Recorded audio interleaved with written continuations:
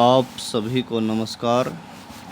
आप सभी का हमारे इस YouTube चैनल पर हार्दिक स्वागत है। आज हम चर्चा करेंगे 2022-23 के सेशन में दिल्ली सरकार के सरकारी विद्यालयों के 7वीं कक्षा के लेवल 1 के संस्कृत के सिलेबस के बारे में। तो यह 2022-23 के सेशन के लिए 7वीं कक्षा का जो लेवल 2 है उन छात्रों का संस्कृत का सिलेबस है। अब कुछ छात्र यहाँ कंफ्यूज हो सकते हैं कि लेवल 1 क्या है। यद्यपि सरकारी विद्यालयों के छात्रों को पता है लेवल 1 और लेवल 2 क्या था, फिर भी अगर किसी छात्र को नहीं पता या किसी अभिभावक को नहीं पता तो हम बता देना चाहते हैं। पिछले 2-3 वर्षों में कोरोना की बीमारी के कारण छात्रों को अपनी पढ़ाई में काफ़ी नुकसान हुआ और उस नुकसान को पूरा करने के लिए छात्रों की पढ़ाई को कवर करने के लिए दिल्ली सरकार के सरकारी विद्यालयों में मिशन बुनियाद की कक्षाएं शुरू की गई। मिशन बुनियाद के लिए छात्रों की कक्षा को, जो उनकी क्लास है, उसको 2 भागों में बांट दिया गया। जो कमज़ोर छात्र थे और जो ठीक पढ़ने वाले छात्र थे उनका अलग अलग लेवल बना दिया गया। तो लेवल 2 के बच्चों के लिए हम संस्कृत का सिलेबस पहले ही हमारे इस YouTube चैनल पर डाल चुके हैं और अब हम लेवल 1 के छात्रों को भी उनका संस्कृत का सिलेबस बता देना चाहते हैं। तो आइए ज़्यादा समय व्यतीत न करते हुए सीधा हम सिलेबस की तरफ चल पड़ते हैं। जैसा कि आप स्क्रीन पर देख रहे हैं, आपके सामने लिखा हुआ है वार्षिक पाठ्यक्रम है सत्रम 2022-23 कक्षा 7वीं विषय संस्कृतम लेवल 1। सत्र मतलब लेवल। तो यहाँ से हमारा सिलेबस शुरू हो जाता है। लेवल 1 के छात्रों को क्या क्या पढ़ना होगा। सबसे पहले आत्म परिचय, मम नाम, मेरा नाम, रिक्त स्थान, यहाँ पर आप अपना नाम लिखेंगे है। जैसे उदाहरण दिखाया है इन्होंने आत्म परिचय का कि वह शिक्षक है छात्रम पृच्छति, शिक्षक छात्र को पूछता है। भवतः मतलब आपका नाम, मतलब नाम, किम का मतलब क्या है, आपका नाम क्या है। तो छात्र है वदति, छात्र कहता है मम नाम, मेरा नाम। उसके बाद जो भी छात्र का नाम है वो यहाँ पर साथ में लिख देगा और बोल देगा। अगर शिक्षक छात्रा को पूछता है, यानी कि लड़की को पूछता है, शिक्षक है छात्राम पृच्छति, छात्रा को पूछता है, तो फिर पूछेगा भवत्याः नाम किम। थोड़ा सा अंतर है। अगर लड़के को पूछेगा छात्र को तो भवतः बोलेगा टीचर, और लड़की को पूछेगा तो भवत्याः बोलेगा। भवत्याः नाम किम, आपका नाम क्या है। तो फिर छात्रा जवाब देने में सेम टू सेम कहेगी। जैसे छात्र ने बोला है मम नाम, ऐसे ही छात्रा भी ऐसे ही बोलेगी मम नाम, उसके बाद अपना नाम बोल देगी। इस प्रकार से छात्र परस्परम छात्रः परिचयम वदन्ति, आपस में अपना परिचय बोलेंगे और नामानि च पृच्छन्ति, एक दूसरे के नामों को पूछेंगे। ठीक है। दूसरा, यहाँ पर दूसरा पाठ है दुर्बुद्धि विनश्यति। इस पाठ के शब्दार्थ को ज्ञान करना है, ज्ञान प्राप्त करना है।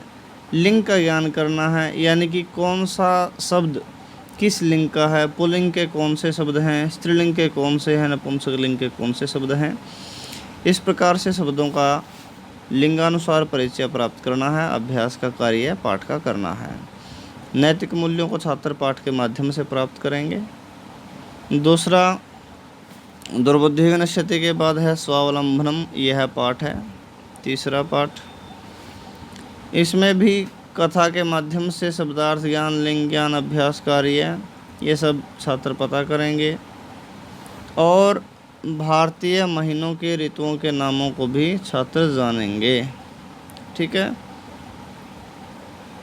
और दूसरा छोटा सा इसमें क्या होगा, तत् और एतत् शब्दों का और प्रत्ययों का ज्ञान होगा। अब छात्र ये ना सोचे कि भाई केवल पाठ पाठ है, जो साथ में पाठ के अलावा जो और भी व्याकरण की चीज़ है वो भी हम साथ में बता रहे हैं। तत् शब्द रूप और एतत् शब्द रूप, ये शब्द रूप आपको जानने हैं और प्रत्यय भी आपको जानने हैं इस पाठ में जो प्रयोग किए गए हैं वे, ठीक है। हाँ जी, इसके बाद संख्या आ गई। संख्या 1 से 50 तक की संख्या छात्रों को पता होनी चाहिए। छठी कक्षा में 1 से 20 तक की संख्या छात्रों ने जानी, लेकिन अब 1 से 50 तक। अब कितने जानेंगे? 1 से 50 तक। संस्कृत में संख्या को लिखने का भी अभ्यास करना है। लिंगानुसार संख्याओं का भिन्नता पता करनी है, क्योंकि अब एक मान लो एक है संख्या 1, तो एक लड़का या एक लड़की या एक कोई निर्जीव चीज़, अब भाई शब्द तो एक है लेकिन तीनों लिंगों में प्रयोग कैसे कैसे करेंगे वो आप प्राप्त करेंगे, पूछेंगे, जानेंगे। इसके बाद उपसर्ग आएंगे। उपसर्ग प्र, सम, अनु, वि, आ, अप। इन उपसर्गों का शब्दों के साथ मिलान करने का अभ्यास आपको करना है। सदाचार यह पाठ आएगा। इस पाठ में क्या करना है? श्लोकों को गाने की क्षमता का विकास करना है। श्लोकों को गाने की प्रैक्टिस करनी है। भावार्थ का ज्ञान, अभ्यास कार्य, लिंग शब्दों का ज्ञान कि कौन सा शब्द कौन से लिंग का है।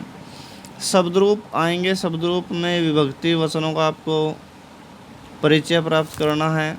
सर्व शब्द, मति शब्द, इन शब्द रूपों का आपको कंठस्थीकरण भी करना है और प्रयोग भी करना है वाक्य में।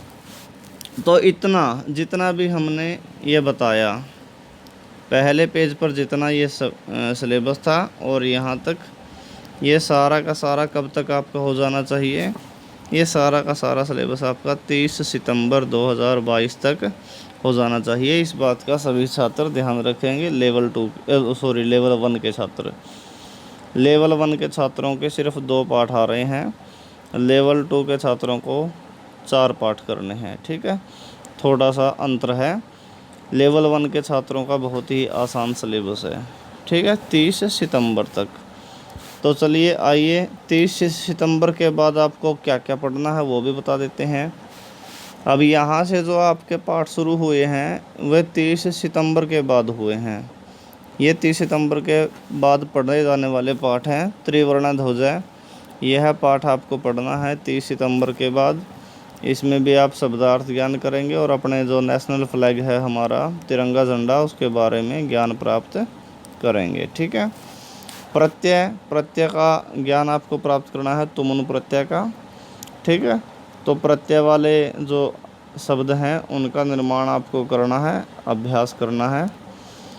अमृतम संस्कृतम, यह पाठ पढ़ना है। इस पाठ के बारे में आपको अच्छी अच्छी बातें पता लगेंगी, क्योंकि संस्कृत के बारे में पाठ है। संस्कृत के बारे में छात्र ऐसे ही सोचते हैं पता नहीं क्या है संस्कृत, तो संस्कृत के बारे में आप अच्छी अच्छी बातें जानेंगे। संस्कृत की महानता, संस्कृत में क्या कुछ है वो आपको पता लगेगा। धातु रूप आपको ज्ञात करनी है।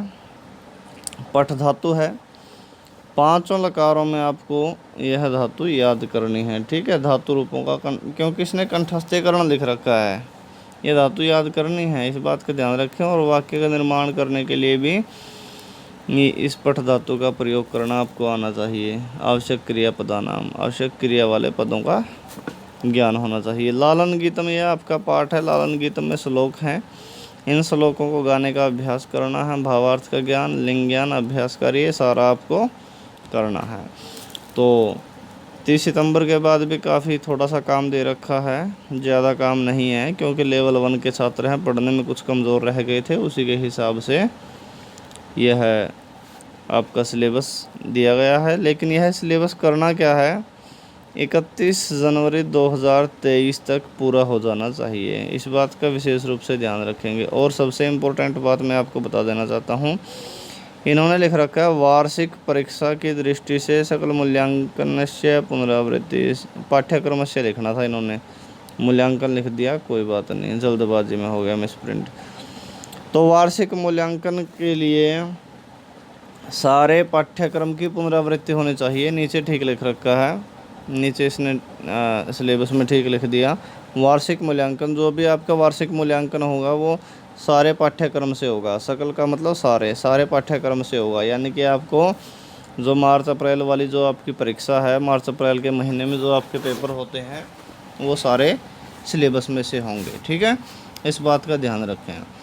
अब कुछ छात्रों को सिलेबस देखते ही, सिलेबस के बारे में पता लगते ही बहुत ज़्यादा चिंता हो जाती है ना, कि क्या पढ़ेंगे, कौन पढ़ाएगा, कब पढ़ेंगे।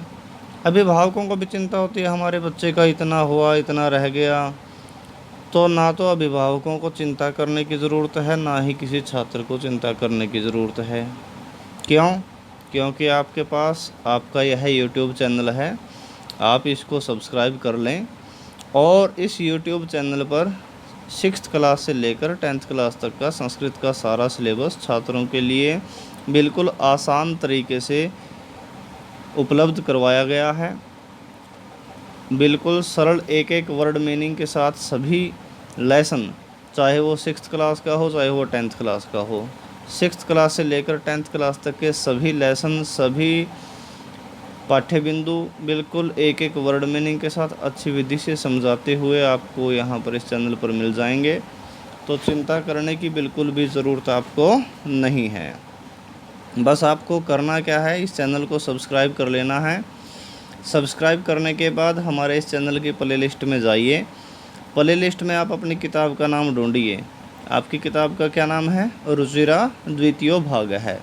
तो रुचिरा द्वितीय भाग है, इसी नाम से एक प्लेलिस्ट आपको मिलेगी। प्लेलिस्ट भी हमने किताब के नाम से ही बनाई है। तो रुचिरा द्वितीय भाग है, इस प्लेलिस्ट में आप जाइए, आपको वहाँ पर सारे के सारे पाठ आपके मिल जाएंगे। आप वहाँ से देखकर अपने सिलेबस को अच्छी तरह से समझ सकते हैं। दूसरा, जो भी व्याकरण के पॉइंट हैं, मान लीजिए व्याकरण के पॉइंट कुछ आए हैं, हम आपको बता देना चाहते हैं कौन से आए हैं। ये तत् एतत् शब्द रूप, ये व्याकरण का आया है। संख्या है, ये व्याकरण की है। और भी उपसर्ग हैं, ये भी संख्या वाला, व्याकरण वाला पॉइंट है। अन्य जो भी शब्द रूप हैं, मान लो ये हैं, ये सारा का सारा क्या है? व्याकरण के पॉइंट है। तो व्याकरण के पॉइंट भी आपको हमारे इस यूट्यूब चैनल पर मिल जाएंगे। उसके लिए आपको करना क्या है, प्ले लिस्ट में आप जाना, संस्कृत व्याकरण प्ले लिस्ट में। संस्कृत व्याकरण के नाम से एक प्ले लिस्ट मिलेगी, आप उस पर क्लिक करेंगे तो सारा का सारा व्याकरण के पॉइंट आपको वहाँ पर मिल जाएंगे। तो कुल मिलाकर आपको चिंता करने की ज़रूरत नहीं है। यदि आप हमारे इस चैनल पर नए आए हैं या अभी तक आपने हमारे इस यूट्यूब चैनल को सब्सक्राइब नहीं किया, तो हमारे इस यूट्यूब चैनल को सब्सक्राइब कर लें। इस वीडियो को अपने मित्रों के पास ज़्यादा से ज़्यादा शेयर करें, लाइक करें, कमेंट करें। आज के लिए इतना ही। अगली वीडियो में फिर मिलते हैं। जय तु संस्कृतम, जय तु भारतम।